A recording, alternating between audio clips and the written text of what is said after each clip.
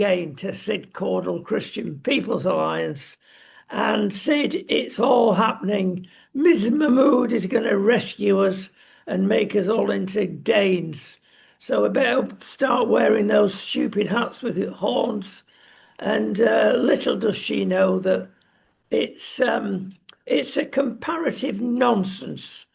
What happens in Denmark, which is a very efficient country and a lot smaller, their problems are not like the UK. And they're organised, especially their civil servants. Ours is a complete mess. They make a mess of everything. It's not going to work, Sid. Well, I think the biggest problem is that whether it's actually going to go through Parliament. I mean, Labour Party have got a massive majority, but they've already shown that, I mean, with the winter fuel allowance, that will face rebellion from backbench MPs, quite rightly, I should say. So it was changed, and then they were going to cut 5 billion off benefits, and then they couldn't get that through Parliament because of rebellion from Labour MPs. And frankly, I mean, you have to remember that when they were in opposition, the Labour Party was calling any measures like this racist and strongly opposing them. So all of a sudden now, the measures that they were calling racist and they were strongly opposing, they now want to implement. Well, I mean, I'm talking particularly about changing Article 8, which is a right for a person to be with a family, which has been used on many occasions, even to allow people that have been convicted of crimes to stay here because they needed to stay with their family. And so the right of Article 8 under the European Convention of Human Rights gives the right of a family to be kept together. And that's been used numerous times to prevent deportations. And the Labour Party is saying we're going to get rid of that. But it's going to be very difficult. It's not easy to get rid of, particularly if you continue to be part of the European Court of Human Rights, because even if they change British law to say that there is no right of you to remain with your family, unless we actually leave the European Court of Human Rights, anybody in those situations could then take their case to the European Court of Human Rights, where they would probably be, the British law would be overturned under existing rules. So it's by no means straightforward. And she's also saying that she's going to reform Article 3, which Article 3 gives you a right not to be persecuted or to face or to be sent back to a country where you're likely to be persecuted. And if you're going to reform that article, then that's going to have some international cooperation. Again, if we'd have to leave the European Court of Human Rights, and we'd have to also leave a whole load of international treaties that we're part of. So, you see, what's happened so far is that Shabana Mahmood, since she's been Home Secretary, has made numerous announcements. I mean, her first announcement was that asylum seekers are going to be put in army barracks rather than in hotels. But that never happened. Then she made an announcement that any country that refused to accept back asylum seekers would have no visas allowed at all. They wouldn't be given any visas. Now, she could have implemented that. She could have implemented the army barracks, but didn't. So she made the announcement, but there's been no action. And this announcement now, some of these other measures that we're talking about, which which she announced yesterday, she's already announced them previously, but not done anything.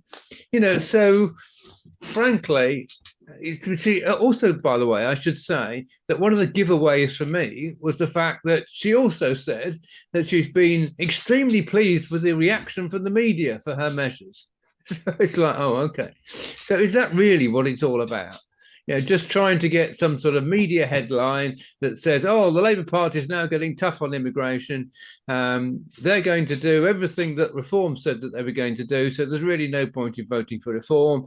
So, they've now got a complete change of heart and we have to welcome what they're saying. I mean, is that really what they're doing? Because the reality, in my view, will be no change.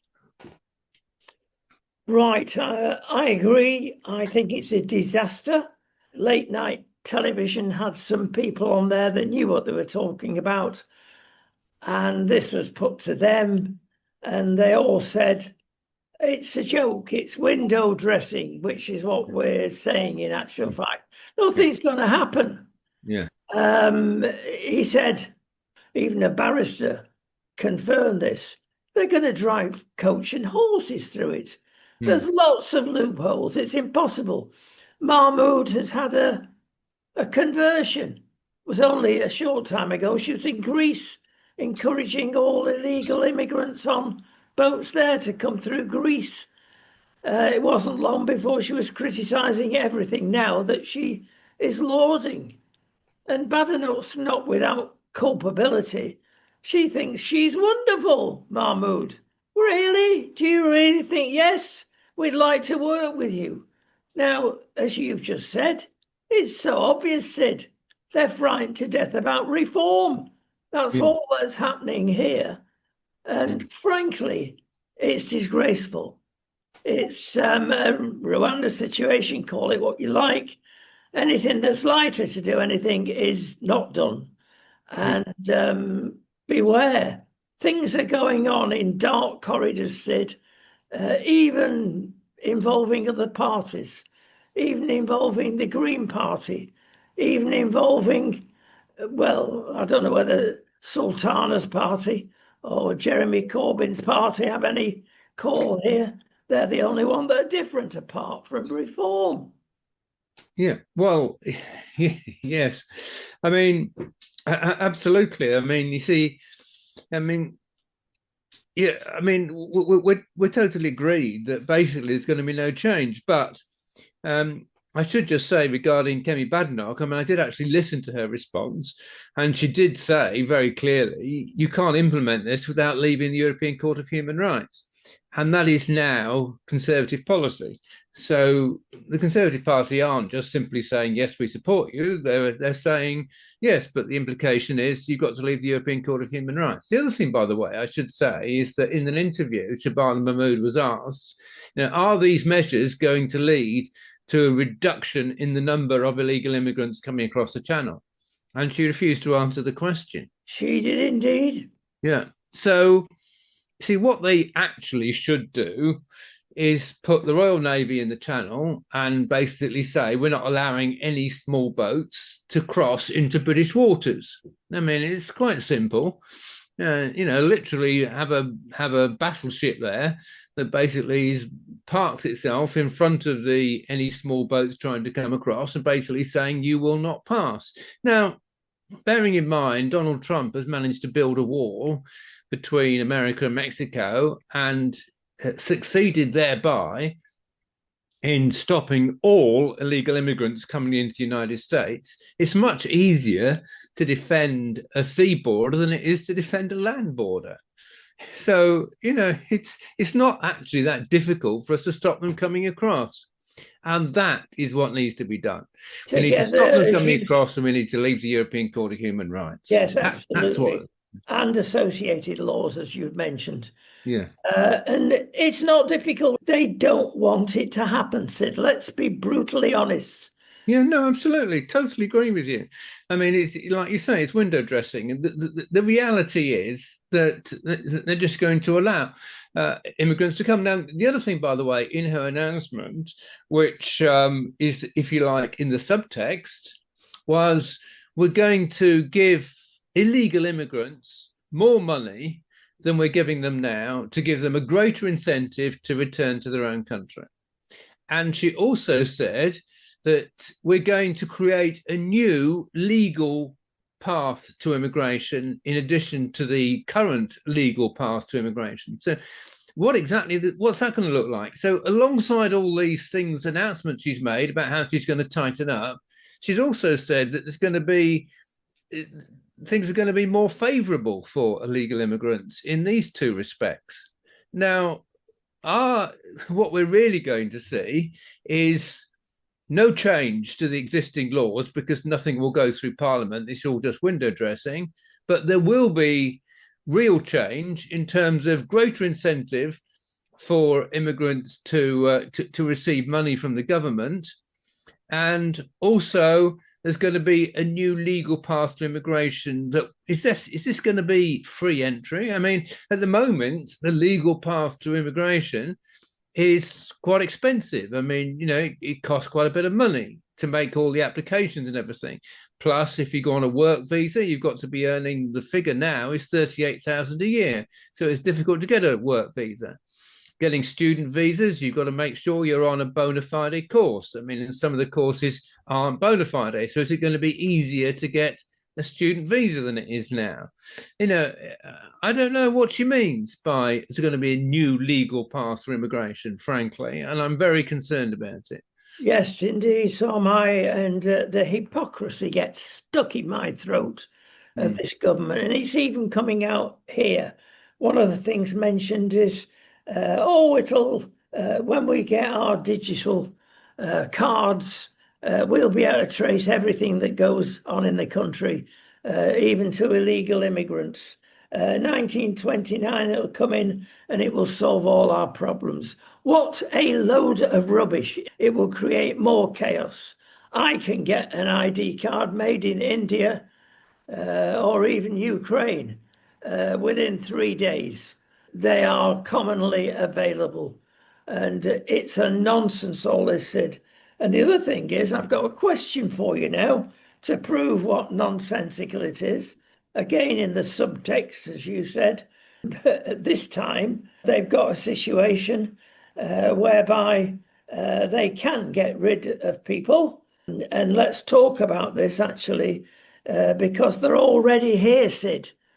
It's all right saying, oh, our police are stretched, our NHS is stretched, our schools are stretched, our roads, we're looking forward to a Christmas full of roads and strikes as usual. Now, if I gave you a magic wand and said we can reduce the population by 10%, and that's what we could be talking about, as much as that, to get rid of illegal immigrants, well, the lefties will say, oh, you can't do that. You can't split families up. Yes, you can. Other countries do it because they are illegal. You've lied and cheated to get into our country, and now you're getting your comeuppance. But there are too many softy, hardy lefts to counter that. Yeah, but I mean, the first thing we need to do is to close our borders. I mean, Yeah. you're right. There are a lot of people here that have come here illegally that shouldn't be here. Once we've closed our borders, then we can start seriously addressing that issue. But there's no point in addressing that issue at the same time as, well, since Mahmood has become Home Secretary, there's been 10,000 more illegal immigrants have turned up. And where are those 10,000 illegal immigrants? Probably most of them are in hotels. Some of them may be in other houses of multiple occupation, which some are being put into. But as long as that's happening, there's really little point in talking about the people we need to send back, because we've got to stop that first, and we've also got to stop people coming on non-existent courses on student visas. That also needs to be stopped. It's not only people coming across the channel illegally, but we've got to stop people coming in first and then we've got to start getting to grips with the people who need to be sent back. Yeah, and let's go for a bit more hypocrisy in all this, because again, we've got a situation hinted and spoken outright, in actual fact, that she will say, or the government will say, right, you are fit enough to work, Mr. Illegal or half legal immigrant, and you're not working. Therefore, you will not be allowed to draw any universal credit or any other benefits. And the question is, Sid, hypocrisy in mind, why isn't she doing that with the Brit Well, couch potatoes now? well, in principle, it is being done, but it's see, one of the issues is that unemployment's actually been going up. So we've now got a situation where we've got more vacancies and more jobs to fill, which we had than we had before. I mean, unemployment is now 5%. So there's even more reason for actually saying, come on, look, we need to get you back to work. I mean, the information that I've had is that when job vacancies arise, even vacancies like filling shelves in Tesco's, for instance, there are 40 or 50 people applying for those jobs.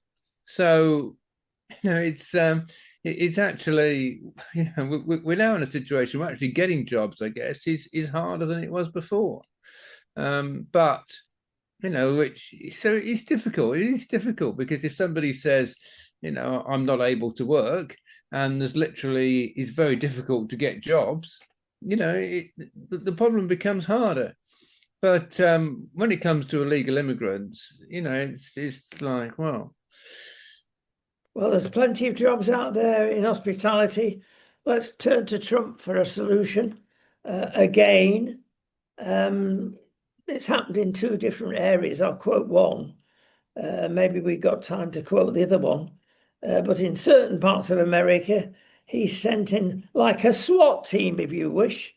He's targeted one area, well, many areas actually, but one area we've just got the figures for, 36,000 off-ski out the country. Why? What have they done? Well, they're, inverted commas, illegal immigrants, and 12,000 for drunken driving. And they've gone. Never happened in the UK, that. 12,000 for assault, and they've gone. 8,000 for theft, and they've gone. Student visas being revoked because they stayed below their time. They've gone. Now, it's tough, but why should these illegal people, and significantly said, those young people, mainly students, that are still laughing at the death of Charlie Kirk and stirring things up on social media, he's got rid of them. Wow, the difference between the US and UK. And I think he's absolutely right. Well, I think if any immigrant comes here to this country and commits a crime, whatever the crime is, then absolutely they should be deported. I mean, I wouldn't expect if I just go and visit the United States on a visitor's visa, which is normally 3 months, which I have done several times. If I go and commit a crime, I would expect to be deported. It's like, and so if somebody goes to the United States on a student visa and commits a crime, whatever it is, even if it's drunken driving, but certainly if it's theft, these are fairly serious matters. I would expect that that person to be deported, and I would expect the same should happen in the United Kingdom. If someone comes to the United Kingdom on a student visa and commits a crime, they should be immediately deported. I mean, all this stuff about, but I've got family here, and and unfortunately I'm going to split up from my wife. I'm sorry, if you've come here on a student visa, then you've got to, and you've committed a crime, you've got to go back. And if you brought your family with you, then you have to take your family back with you. That's something else, by the way, which is supposedly being addressed by Shabana Mahmood, because at the moment, even if somebody is here illegally and they're being told to send back, and they are actually sent back, the family aren't sent back with them. So even though they may have brought the family here when they've arrived in the UK, and it's deemed by the courts that they're here illegally, when they're sent back, the family is still allowed to stay, which is just ridiculous. So all these things, yes, Trump is getting to grips with it because he just cuts through all the rubbish and says, this is the rule I'm applying. Any immigrant that commits a crime will be sent back. And quite right. Give you some more information about the same theme. Operation Summer Heat, another area in the US, but again it's about immigration. 28,000 US violent criminals arrested in one area alone. 8,700 for violent offences, 11,000 for murderers. Wow. And many more for other less horrendous crimes than murder. And they've gone. But they've analysed who has gone. of the illegal immigrants, 70% were criminals of one form or another. Wow, I can't see that's been any different from our rubber dinghies coming over. These are not vetted people at all. They murder, they kill, they rape, a goodly proportion of them.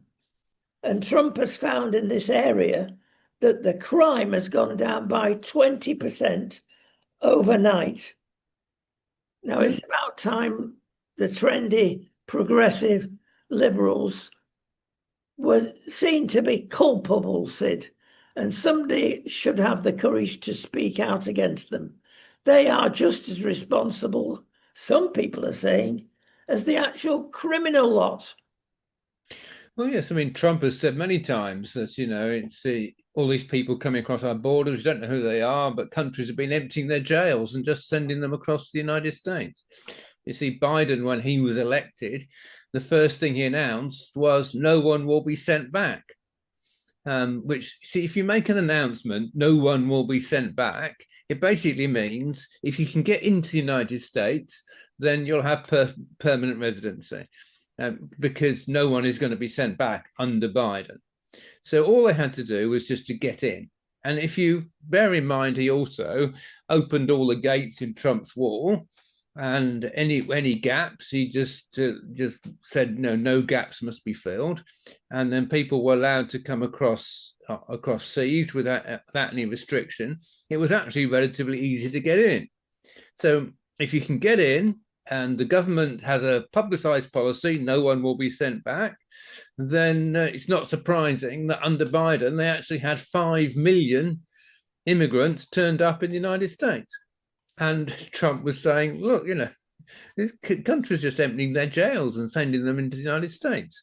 And, we've got to stop it. And he stopped it. And he's dealing with it. And absolutely right. But we should absolutely do the same.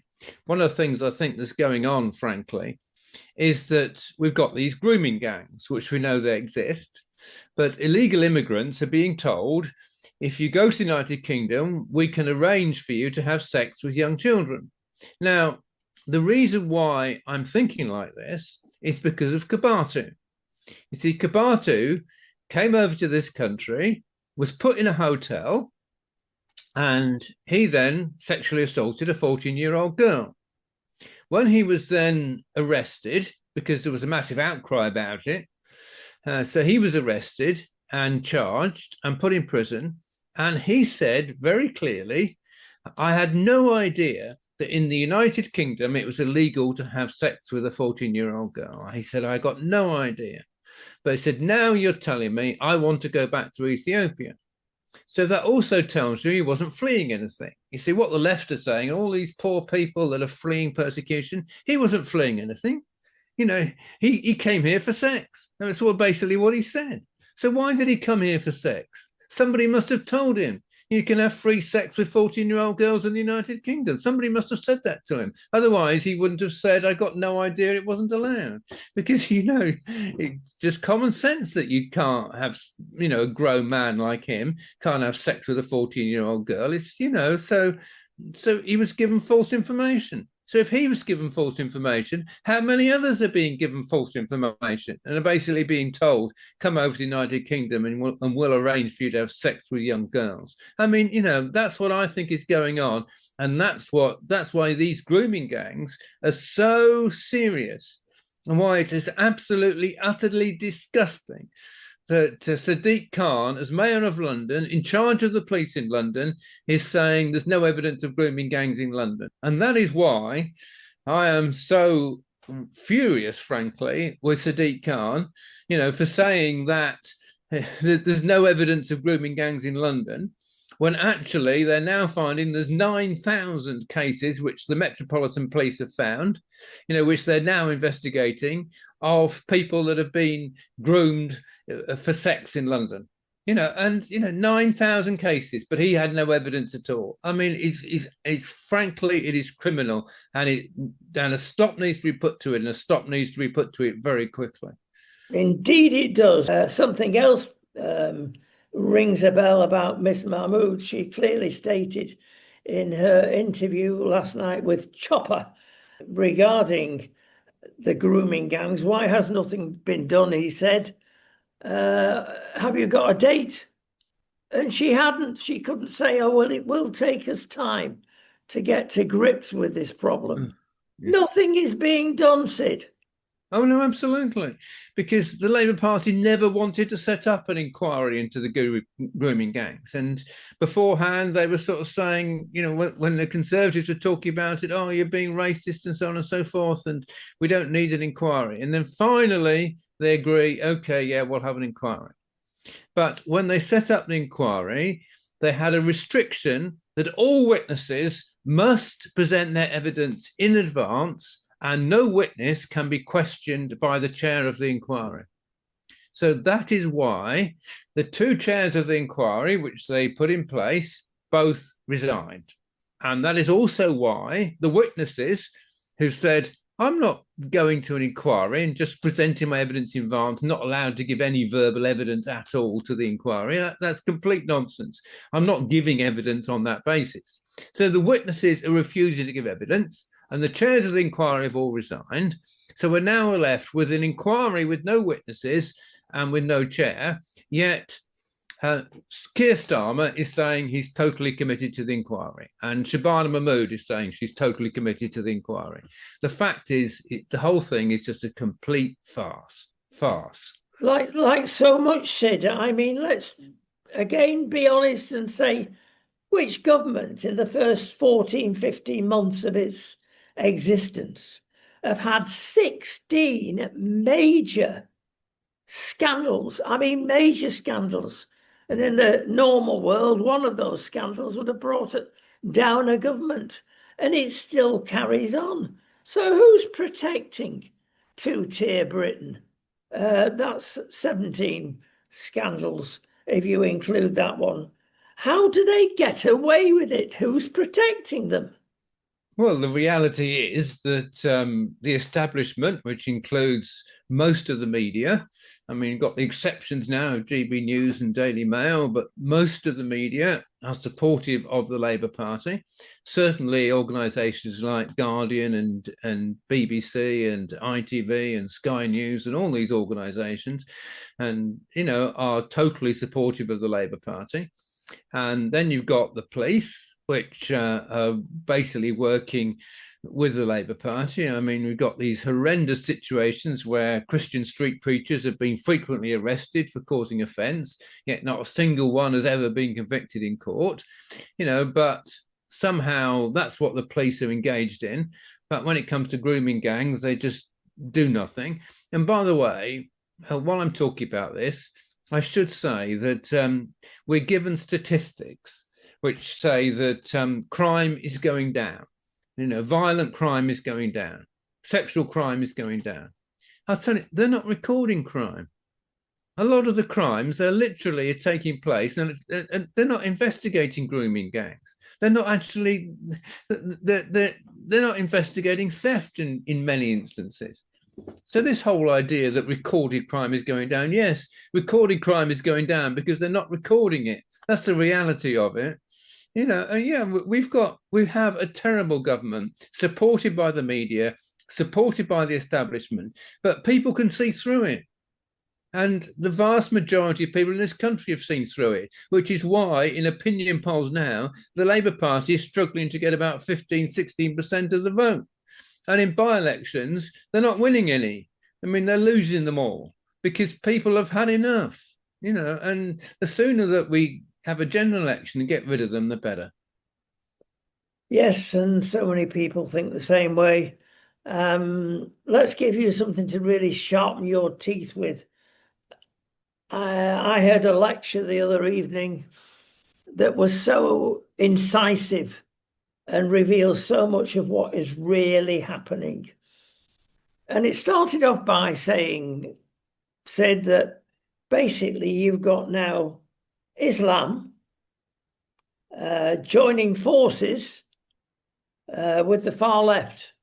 And you think, golly, that can't be so, surely.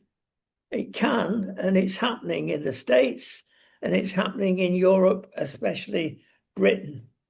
And what I mean to say is the one word of disruption.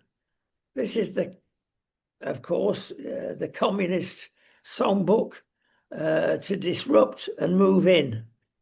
Now, Islam will do that and create a caliphate and create jihad.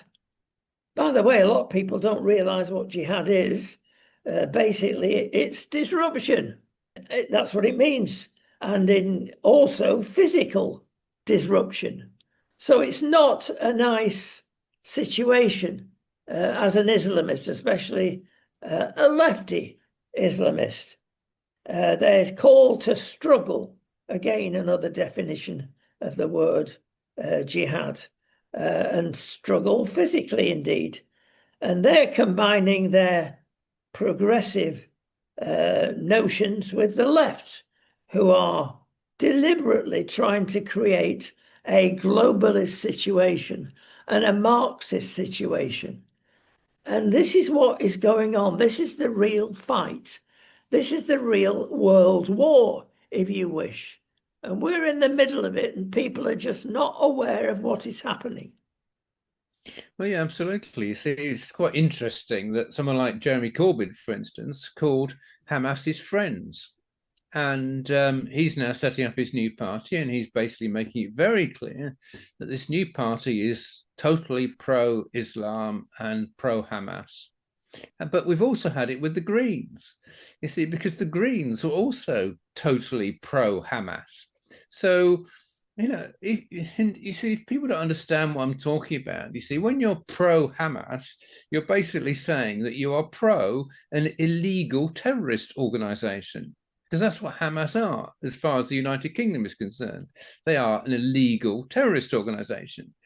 So if you're basically saying, I support an illegal terrorist organization over against the only democracy in the Middle East, which is Israel, then you're taking a very left-wing position, but you're also taking, a position of supporting Islamic violence. That's what the reality is. You see, and if the Greens are supporting Islamic violence, which they are, and they're now going up in the opinion polls, because as people are leaving on the left of the Labour Party, a lot of them are supporting the Green Party, and I've seen them as high as 17 and 18% in opinion polls. It's very concerning that basically we got a rise in this country of people on the left supporting Islamic violence. It is very concerning. Right, and you think things are bad? How about this one then? Von der Leyen has introduced and is now promoting the new European Democracy Shield. Now, this is fascinating. And if you want to fear globalism, you start fearing right here. And the idea is to filter out foreign and local dissidents and suppress them. This is again out of the communist songbook. Who decides who is a dissident? Well, Brussels will, and they'll shut you down. This is truly frightening, Sid.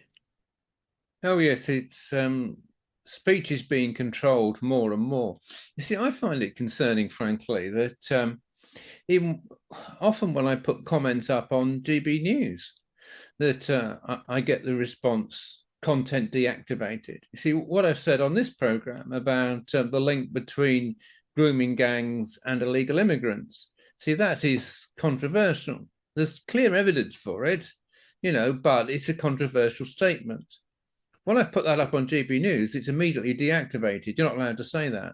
And equally, what I've said about Sadiq Khan and the grooming gangs, if Sadiq Khan is even mentioned, it's just immediately content deactivated.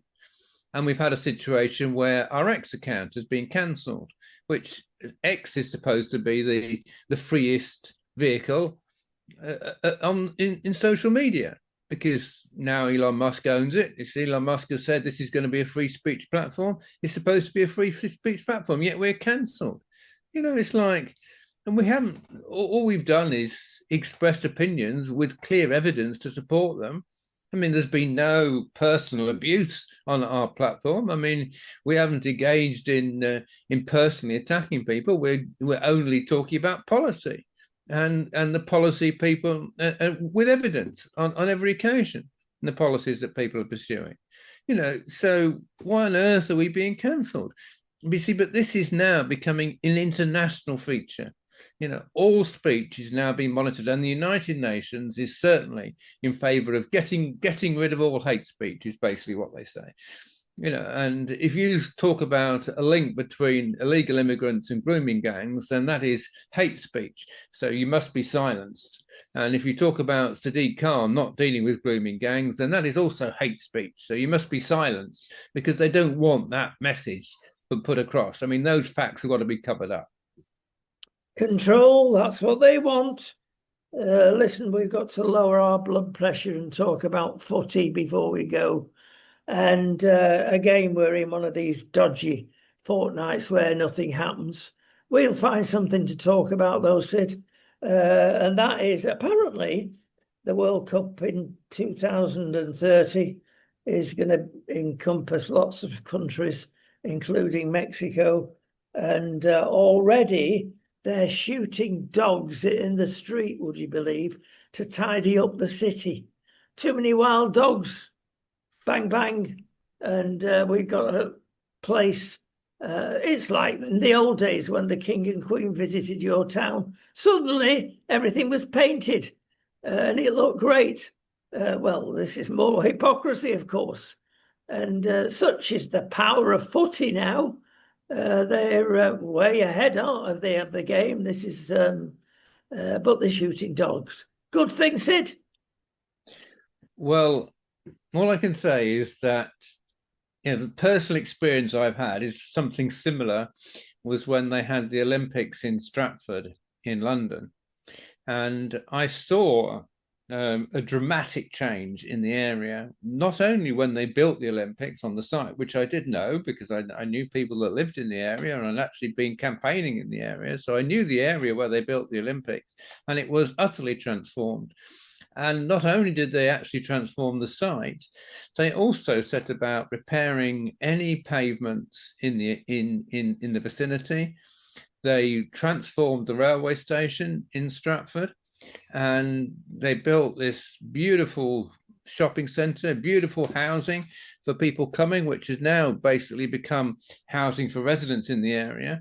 And I think the transformation, frankly, was excellent. So I've got no problem with them transforming a whole area in order to make the area nice for people coming to the World Cup. I mean, a lot of money goes into it, and I think it's actually for the benefit of residents in the long term. I mean, it has to be done correctly, but the residents in that area in Mexico, when the football's been and gone, will, I believe, have a much nicer city. So I don't have any problem with that. The dogs have a problem with it, Sid. Well, if they're stray dogs, then the stray dogs are probably not very pleasant. Oh, dear. Well, listen, before we go, finally, we've got to say how wonderful our England football team is. Really, just look who they've been playing against. Don't get too excited, folks, because there's problems there, believe you me. And yeah, 100% records, terrific, isn't it? Yeah. Tell you what, Harry Kane is exempt from criticism. He's brilliant and he's gifted, dare I say, like Lineker.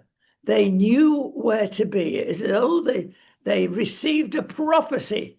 They knew where to be in the penalty area to get the goal. It's a gift, isn't it, Sid? Well, yes, but when you think that Lineker scored 48 goals for England and Wayne Rooney scored 53 goals for England, and that was considered to be a fantastic achievement, and Harry Kane has now scored 78 goals for England, you realise that this guy is really got something very special. And Yeah, I mean, at the end of the day, you can say Albania and Serbia aren't brilliant teams, but they still have to be beaten. And if you look at the way England have been performing, I think on the whole, it's been some of the performances I've seen have been superb. I'm a little bit concerned about Jude Bellingham, frankly, because although that guy's got enormous talent, he seems to have a bad attitude. And he had a bad attitude this week when he was substituted. And if you've got players on your team with a bad attitude, it can affect the morale of the whole team. It So, can. Yeah, so we only need to say Rashford, Manchester United to confirm that. Stirred up a hornet's nest.